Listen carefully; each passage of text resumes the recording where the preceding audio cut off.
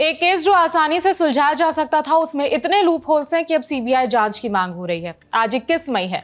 त्विषा शर्मा की मौत को 9 से 10 दिन हो गए, लेकिन अंतिम संस्कार अभी तक नहीं हुआ। भोपाल एम्स की मॉर्चरी में रखा हुआ है। बॉडी खराब ना हो इसलिए उसे -80 डिग्री सेल्सियस में रखने की जरूरत पड़ती है, लेकिन त्विषा की बॉडी रखी है -4 डिग्री सेल्सियस पर। रिपोर्ट के मुताबिक भोपाल में कहीं भी कम टेम्परेचर पर बॉडी को सुरक्षित रखने की सुविधा नहीं है। त्विषा की फैमिली की मांग है कि उसका दूसरी बार पोस्टमार्टम कराया जाए, लेकिन कोर्ट इसकी इजाजत नहीं दे रहा। अभी तक जीता जागता इंसान कोर्ट के चक्कर लगाता था और अब लाश भी कोर्ट के आदेश में उनके इंतजार में पड़ी है।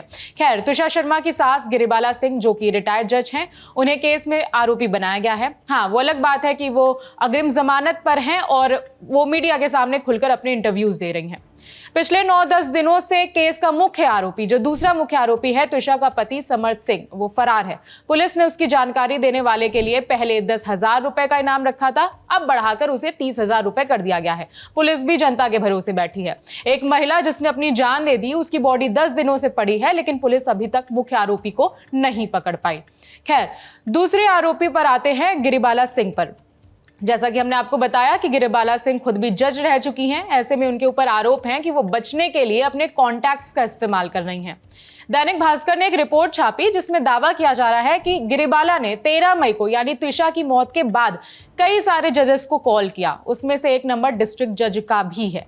रिपोर्ट के मुताबिक त्विषा के पिता ने 46 नंबर की एक लिस्ट दी जिस पर गिरिबाला की बात हुई थी, वो भी त्विषा की मौत के बाद।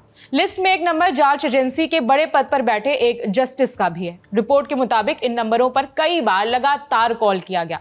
अब ध्यान देने वाली एक और बात, कथित तौर पर जो लिस्ट त्विषा के पिता ने दी है उसमें सीसीटीवी इंस्टॉल करने वालों को के भी नंबर हैं। यानी मौत के बाद गिरिबाला ने कथित तौर पर सीसीटीवी इंस्टॉल करने वाले विनोद वानी और रोहित विश्वकर्मा को भी कॉल किया था। क्यों किया, दोनों की क्या बात हुई, इसका जवाब नहीं है। आरोप है कि सीसीटीवी फुटेज के साथ भी छेड़छाड़ की गई है। सीसीटीवी में त्विषा रात के 7:20 पर अकेली छत पर जाती नजर आई थी। बिल्कुल नॉर्मल लग रही थी। फिर करीब 1 घंटे बाद 3 लोग सीसीटीवी में त्विषा को नीचे लाते नजर आए थे, जिसमें एक उसका पति भी था। नीचे आने का समय है 8:19, यानी त्विषा 1 घंटा छत पर अकेली थी। इस 1 घंटे में उसके साथ क्या हुआ, उसने क्या किया, इसका कोई जवाब नहीं है।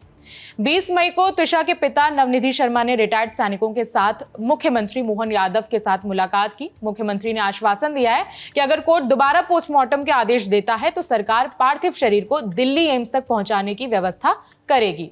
एक और बात, त्विषा के पिता ने गवर्नर को लेटर लिखा है। उसमें गिरिबाला सिंह को कंज्यूमर फोरम से हटाने की मांग की गई है। साथ में सीबीआई जांच की मांग भी की जा रही है। आपको याद दिला दें कि त्विषा नोएडा की रहने वाली थी। 2024 में डेटिंग ऐप के जरिए भोपाल के समर्थ सिंह से मिली थी।